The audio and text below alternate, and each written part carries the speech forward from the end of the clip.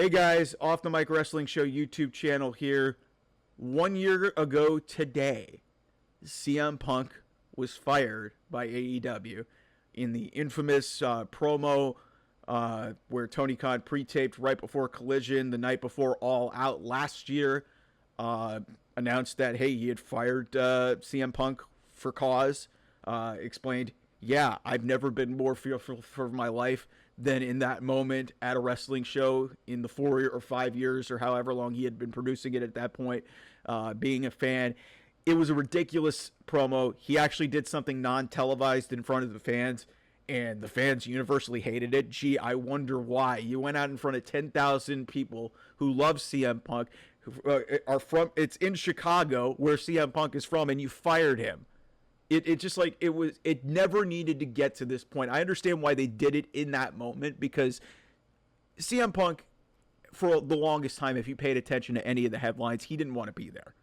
And so was it a just firing? Yeah, I think so, because CM Punk was not conducting himself in really a professional manner. It got to the point where it was just like I think he was just trying to find ways to get the hell out of there because Tony Khan wouldn't let him go.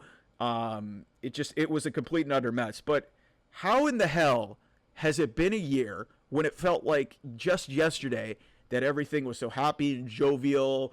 AEW was on top of the world. WWE was at one of its lowest points creatively. CM Punk was taking shots at WWE. He was having banger feuds with MJF and doing stuff and doing stuff with Darby Allin on, in my opinion, the best show that AEW ever did, All Out 2021. It's not All In 2024. Go watch that video here on the channel.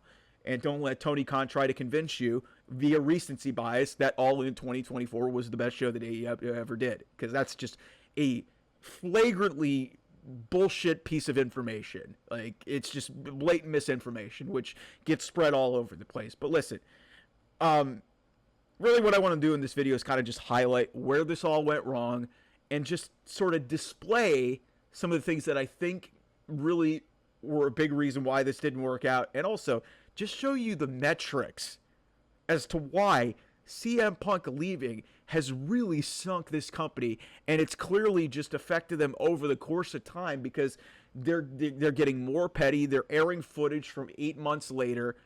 I mean, and Tony Khan continues to look worse and worse, and like less credible as an owner and as a businessman, considering all of his practices.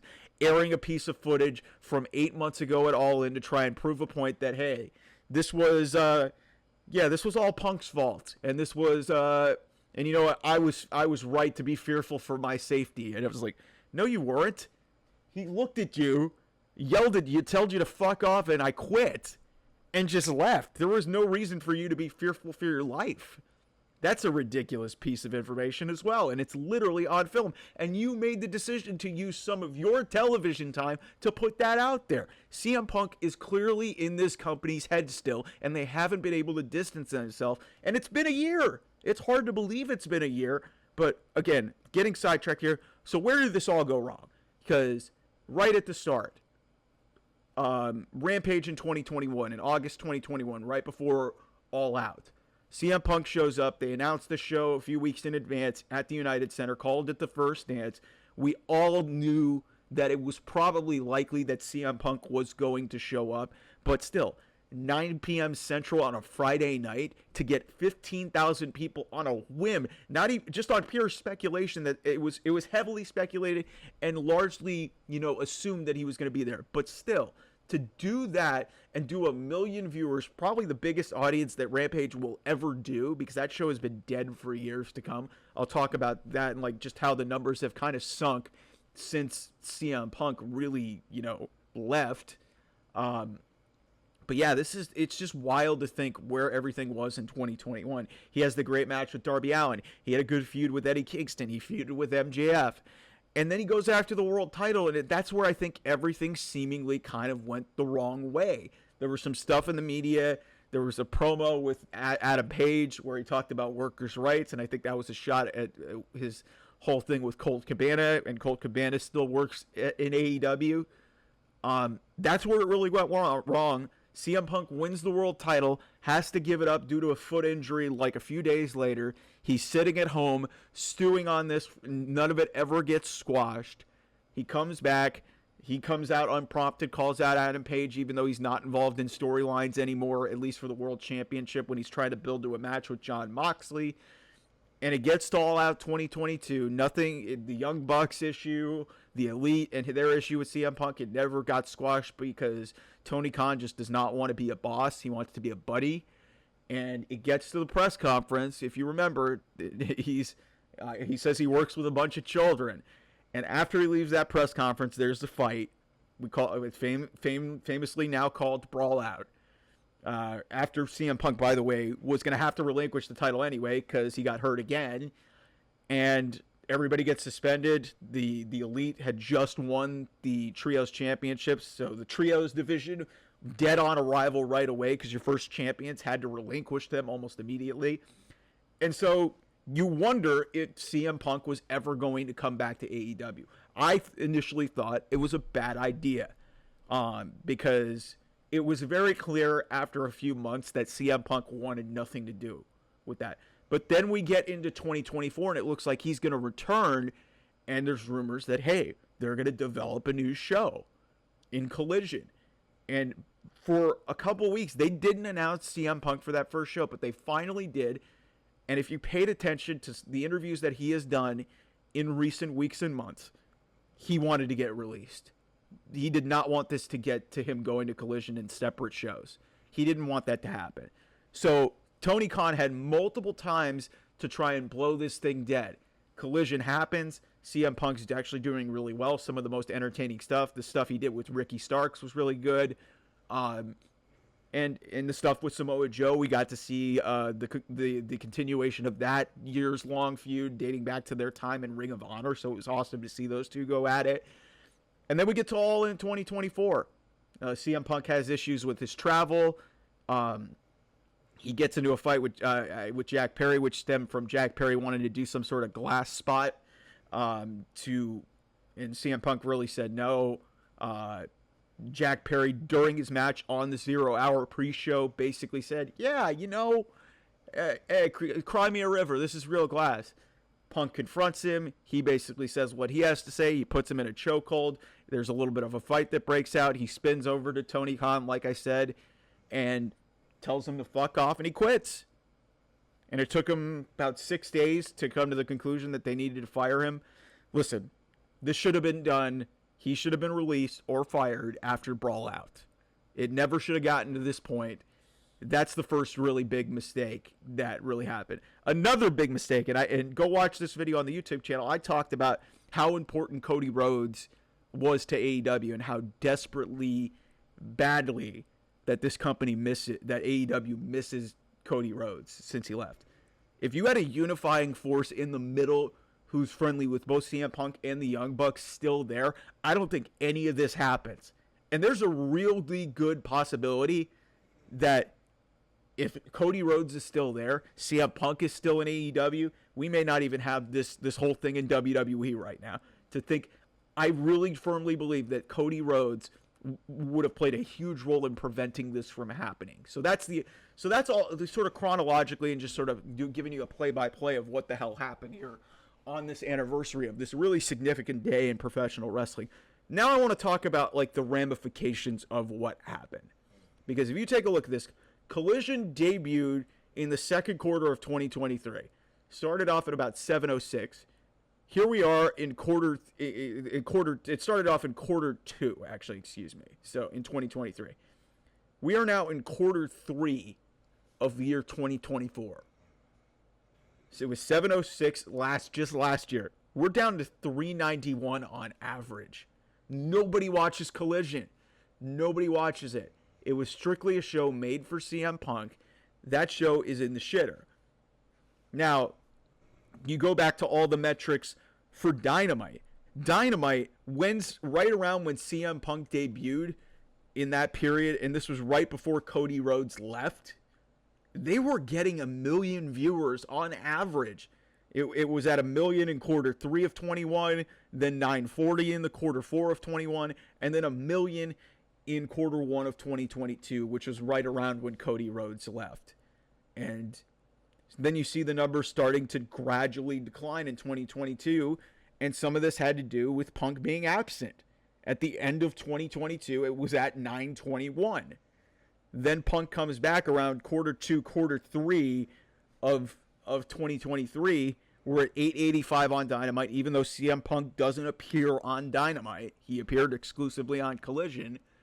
And then he gets fired. And so at this point in a quarter three of last year, Dynamite was sitting at about 885,000 viewers on average.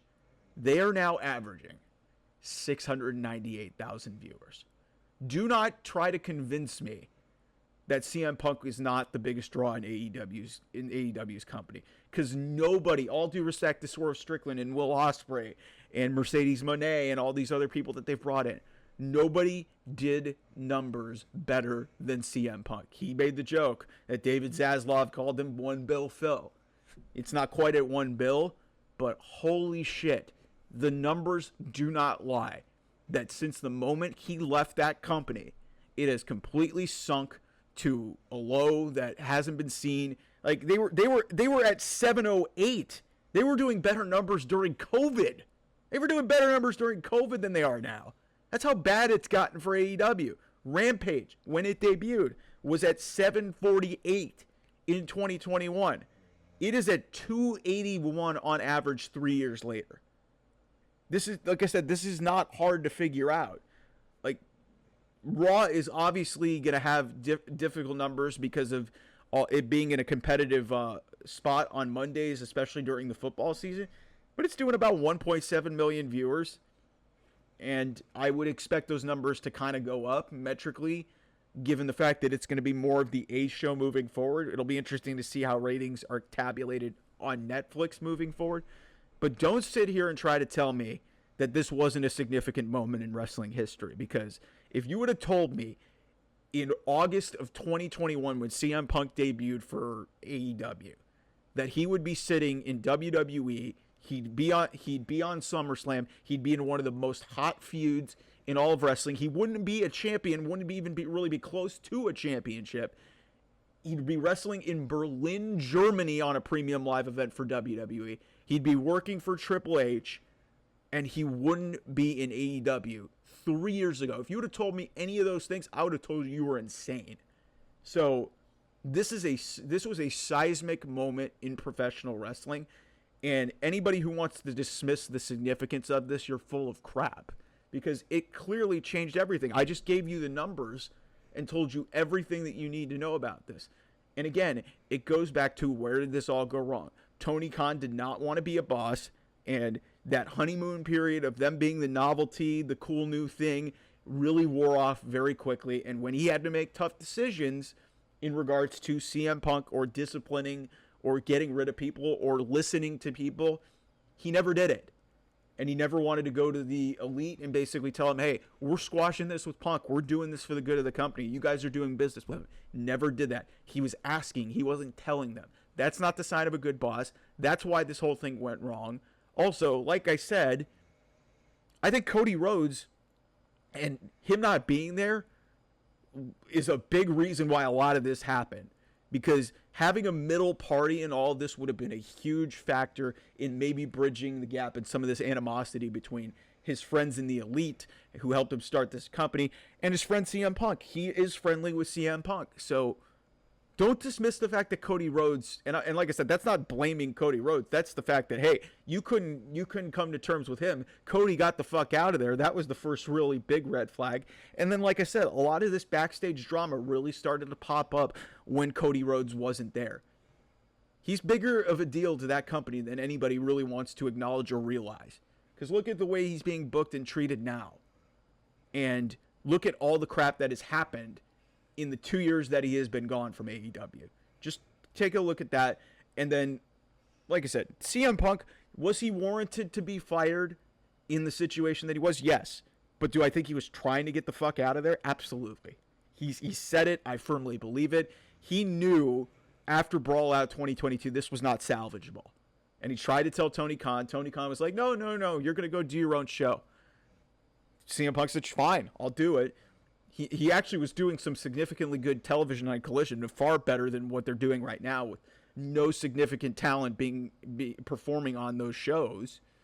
It's wild. It really is wild that it's been a year since all of this stuff happened. So, got a lot of great content here on the channel. We have Raw reviews, SmackDown reviews, AEW reviews on this channel. Go check out Bash in Berlin recap, No Mercy recap. And yeah, usually I like to come on here every so often. Good topic jumps into my head. Just do a little video here. And this CM Punk thing, it's like I said, this is one of the biggest moments in professional wrestling in like the last 5 to 10 years to happen. Is CM Punk being fired by AEW, and then all of a sudden, 3 months later, he shows up in WWE, which I still think is surreal to fathom. So, like, share, and subscribe to the channel. We'll talk to you guys really soon. Bye-bye.